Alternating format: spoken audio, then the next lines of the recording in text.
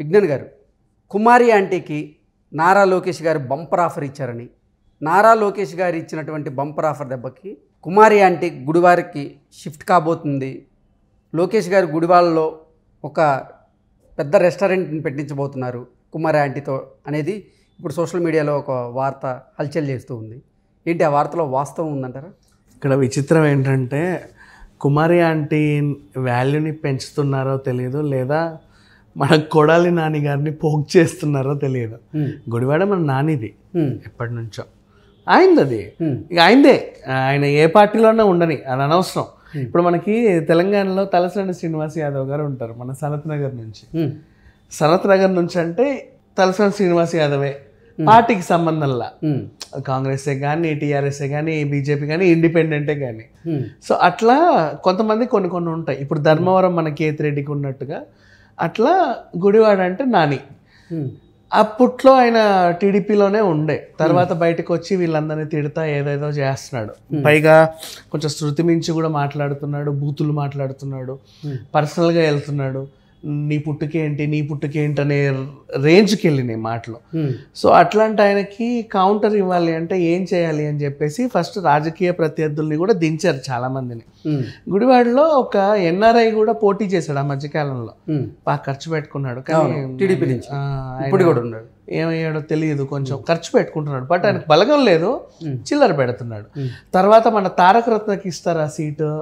ఆయన టీడీపీలో చేసిన సేవకి కొడాలనానికి గట్టి కౌంటర్ తారకరత్నే అనుకున్నారు, కానీ తారకరత్న మన మధ్యలో లేడు. ఆ తర్వాత అలేఖ్య రెడ్డికి ఇస్తారు సీట్ అని కూడా అనింది. చంద్రబాబు నాయుడు గారు అలేఖ్య రెడ్డిని ఎలాగైనా కన్విన్స్ చేసి రాజకీయాల్లోకి తీసుకొచ్చి పైగా మన కొడాలనానికి ఆపోజిట్గా నిలబెడతారు అని కూడా వార్తలు వచ్చాయి. పైగా మహిళా ఓట్లు అండ్ ఆ సానుభూతితో ఆమె గెలుస్తుంది అని కూడా చెప్పారు. ఇట్లా ఆ గుడివాడ సీటు టీడీపీలో రకరకాలుగా ఉండేసరికి ఇప్పుడు ఏమైంది అంటే అనుకోకుండా సమ్ టైమ్స్ తెర మీదకి కొన్ని అనూహ్యమైన వ్యక్తులు వస్తూ ఉంటారు అనమాట. వాళ్ళు ఏంటో ఎవరికి తెలియదు, బట్ అలా వస్తారు, తలుక్కుమని అలా మెరిసి వెళ్ళిపోతూ ఉంటారు. బట్ అలా మెరిసినప్పుడు యూటిలైజ్ చేసుకునే రాజకీయ నాయకులు కూడా ఉంటారు. యూటిలైజ్ చేసుకోకుండా ఇండిపెండెంట్గా నిలబడి కూడా వాళ్ళు వాళ్ళ స్థాయిని నిలబెట్టుకుంటారు. ఫర్ ఎగ్జాంపుల్ తెలంగాణలో మొన్న బర్రెలక్క అనుకోకుండా కొల్లాపూర్లో ఏదో సోషల్ మీడియా ఇన్ఫ్లుయెన్సర్కి వచ్చి ఒక నామినేషన్ వేసింది. ఎన్ని పార్టీలు వచ్చి నువ్వు రా అన్న నేను రానుపో అని చెప్పేసి ఆవిడ నిలబడింది. 6,000 ఓట్లను కనీసం కొల్లగొట్టింది. It's okay. బట్ ఇక్కడ వీళ్ళు ఏంటంటే ఎవరన్నా అనూహ్యంగా తెర మీదకి వస్తే వాళ్ళని ఇట్లా గట్టిగా పట్టుకుందాం అని చెప్పేసి ఉన్నారు. ఇప్పుడు అనుకోకుండా తెర మీదకి వచ్చింది కుమారి ఆంటీ, కానీ ఆమె ఆంధ్రాలో రాలా. ఇక్కడ మన హైటెక్ సిటీ తెలంగాణలో అంటే ఆంధ్ర వలస వచ్చిన ఆవిడే ఎప్పటి నుంచో ఇక్కడ ఉండి ఆంధ్ర వంటలు, ఆంధ్ర భోజనాలు అని పెట్టుకుంటారు కదా చిన్న హోటల్స్. వాళ్ళకి ఏముంటాయి, బతుకు తిరుగుకునే వాళ్ళకి. రోడ్డు పక్కన ఆ మొక్కతే కాదు చాలామంది కూడా లైక్ ఇక్కడ ఆ మొక్కతని కాదు, మొత్తం హైదరాబాద్ ఏరియా అంతా చూసుకున్నాను రోడ్ల పైన. అక్కడక్కడ టేబుల్ వేసుకొని ఇంట్లో నుంచి వంటలు చేసుకొని స్టీల్ పాత్రలో పెట్టుకొని అందరికి వడ్డించి అయిపోగానే వెళ్ళిపోయే వాళ్ళు చాలామంది ఉన్నారు. అట్లాంటి వాళ్ళ సరసన ఈవిడ కూడా ఒకటి ఎప్పుడో వచ్చింది, 13 ఏళ్ళు అయింది హైదరాబాద్కి వచ్చి. మంచి సెంటర్లో పెట్టుకుంది, హైటెక్ సిటీ మన ఇనార్బిట్ ఆపోజిట్లో పెట్టుకునేసరికి తెలుసో తెలియక ఒకడో ఇద్దరు యాక్చువల్ సాఫ్ట్వేర్ ఎంప్లాయీస్ అట్లా తిండ్రు రోడ్డు పక్కన. ఒకరిద్దరు తిని బాగుంది అని చెప్పేసరికి అట్లా క్రౌడ్ కొంచెం ఫేమస్ అయింది. ఆ ఫేమస్ ఎట్లా అంటే ఎప్పుడు చూడు ఇంత క్రౌడ్ అనమాట. ఆమె యూట్యూబ్ ఛానల్ వాళ్ళు అతి తక్కువ ధరకి ఎక్కువ రకాల నాన్ వెజ్ వంటకాలు ఇక్కడ దొరుకుతాయని చెప్పడంతో ఇంకా బాగా క్రౌడ్ పెరిగింది. వీళ్ళు మధ్యలో వచ్చారు, కానీ ఫస్ట్ ఫుల్ క్రౌడ్ ఎందుకు ఎక్కువ ఉంది అని చెప్పేసి తర్వాత మన యూట్యూబ్ ఛానల్ వాళ్ళు ఎప్పుడైతే ఫుడ్ బ్లాగ్స్ చేసే వాళ్ళు ఉన్నారో ఎక్కడ క్రౌడ్ ఉంటే అక్కడికి వెళ్ళే వాళ్ళు కదా. 10 రూపాయలకు బిర్యానీ, 30 రూపాయలకు బిర్యానీ, అది ఇది ఏదో ఫేమస్ హల్వా ఇట్లా చేసేవాళ్ళు. అదే ఇక్కడ హైటెక్ సిటీ దగ్గర ఒక ఆంటీ భలే పెడుతుంది, రోజు ఇంత జనాలు ఉంటారని చెప్పేసి ఆవిడని ఒకరిద్దరు ఇంటర్వ్యూలు చేశారు. బాగా పోయాయి వ్యూస్, లక్షలు. మిగతా వాళ్ళు ఊరుకోరు కదా, మనం కూడా వెళ్దామని అన్ని ఛానల్స్ కవర్ చేసి. ఏది మన జబర్దస్త్ ఆర్పి చేపల పులుసు పెట్టినప్పుడు అందరు వెళ్ళారే అట్లా అనమాట. సో ఇట్లా వెళ్ళేసరికి ఆవిడ బాగా ఫేమస్ అయిపోయింది, ఎక్కడికో వెళ్ళిపోయింది. ఆ ఫేమస్ కాస్త ఏమైందంటే ఇంకా కొంచెం నెక్స్ట్ స్టేజ్ వాళ్ళు లైక్ మన శివజ్యోతి అండ్ ఇలాగే సినిమా ప్రమోషన్స్ కూడా ఇంకా చెప్పాలంటే ఇప్పుడు టేస్టీ తేజ్ అని ఆయన లాస్ట్ టైం జబర్దస్త్కి వెళ్ళాడు. ఎందుకు వెళ్ళాడు? ఆయన కూడా ఫుడ్ బ్లాగ్స్ చేసుకుంటా సెలబ్రిటీస్తో ఫుడ్ బ్లాగ్స్ చేసేవాడు. అట్లా వెళ్ళాడు. సో ఈవెన్ వీళ్ళు ఏదో ఇంప్లిమెంట్ చేసి చాలామంది సినిమా ప్రమోషన్స్ కోసం ఆమె దగ్గరకు వచ్చి అక్కడ తిని బాగుందండి సూపర్ ఆంటీ అని చెప్పి వెళ్ళిపోయేవాళ్ళు. అట్లా చూసేసరికి అరే ఈమె దగ్గరికి సినిమా వాళ్ళు వస్తున్నారు, రాజకీయ నాయకులు వస్తున్నారు, ఎక్కడెక్కడో బోయినపల్లి మేడ్చల్ నుంచి బండ్లు కట్టుకొని వచ్చి మరి తినేసి వెళ్తున్నారు. ఏముంది వీడి చేతిలో అంత మ్యాజిక్ అని చెప్పేసి అందరూ అక్కడికి వెళ్ళినాం. నెంబర్ 1 అట్లా వెళ్ళేసరికి నెక్స్ట్ ఇంకోటి ఏంటంటే ఆ పార్కింగ్ స్టేజ్ ఏదైతే ఉందో అక్కడ నుంచి ఫస్ట్ పాపం ఈవిడ తర్వాత కూడా ఉన్నాయి 10-12 దుకాణాలు, కానీ ఈవిడ దగ్గరకు వచ్చి ఆగిపోతారు, అక్కడ దాకా వెళ్ళరు జనాలు. ఫేమస్ అయింది. అనుకోకుండా ఈమెకి ఇక్కడ గొంతు నొక్కారు, అమ్మా నీ వల్ల ట్రాఫిక్ ప్రాబ్లం అవుతుంది, నువ్వు తీస్తావా లేదా అని చెప్పేసి ఇక్కడ ఏదో అనేసరికి తర్వాత ఈమెని చాలామంది ఇంటర్వ్యూలు చేసి ఎందుకు వచ్చిన గొడవ, రాష్ట్రంకి వస్తే నాకు ఇట్లా చేశారా, నేను మా రాష్ట్రంకి వెళ్ళిపోతా అనింది. ఎక్కడమ్మా మీ రాష్ట్రం? ఆంధ్ర. ఎక్కడ ఆంధ్రాలో? గుడివాడ మీది, గుడివాడ వచ్చేయి అని చెప్పేసి అక్కడ బీజం పడింది అనమాట.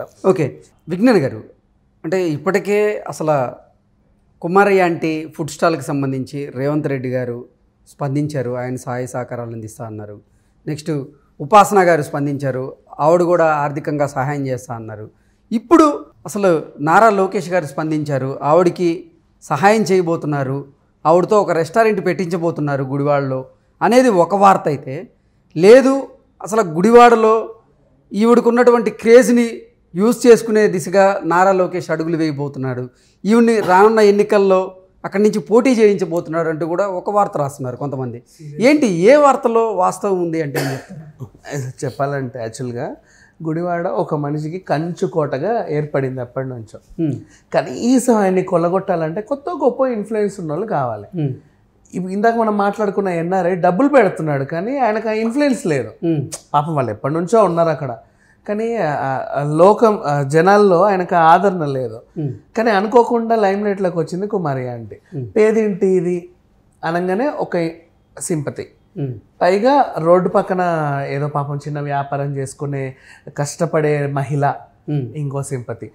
టీడీపీకి మహిళలు, కష్టపడే మహిళలు అంటే ఇంకా అది నెక్స్ట్ లెవెల్. అంటే మరో బర్రె లెక్క కుమారి ఆంటీని అక్కడి నుంచి స్వతంత్ర అభ్యర్థిగా కానీ లేదంటే టీడీపీ నుంచి కానీ పోటీ చేయించబోతున్నారా? మరి టీడీపీ నుంచి పోటీ చేసే అవకాశం లేదు, ఎందుకంటే అక్కడ ఆల్రెడీ ఆశావాహులు ఇంతమంది ఉన్నారు.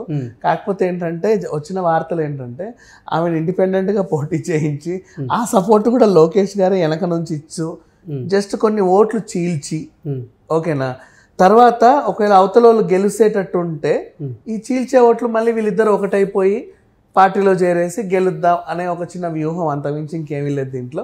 కాకపోతే మాత్రం ఈ కుమారి ఆంటీ దశ అయితే తిరిగిందని చెప్పుకోవచ్చు. ఈవెన్ ఇక తెలంగాణలో కూడా ఇప్పుడు ఇక్కడ ముఖ్యమంత్రి కూడా స్పందించి ఆమెకు నేను న్యాయం చేస్తాను, అది చేస్తా ఇది చేస్తా అంటున్నాడు. అంటే ఆమె మీద పెట్టిన కేసులన్నీ కూడా ఉపసంహరించుకోండి అని చెప్పి పోలీసు వాళ్ళకి. ఏం కేసులు ఏమీ లేవు, ట్రాఫిక్ ఉల్లంఘన అవి. అక్కడ పార్కింగ్ ఏరియాలో పార్క్ చేసేవాడు చేసుకుంటున్నాడు. ఈమెకేదో మనకి హైదరాబాద్లో ఎలాగో ట్రాఫిక్ ప్రాబ్లం ఎప్పటి నుంచో ఉంది, ఇది ఈ రోజు వచ్చింది కాదు. బండి పెడితే ఈ మధ్యకాలంలో తీసుకెళ్ళిపోతున్నారు కూడా.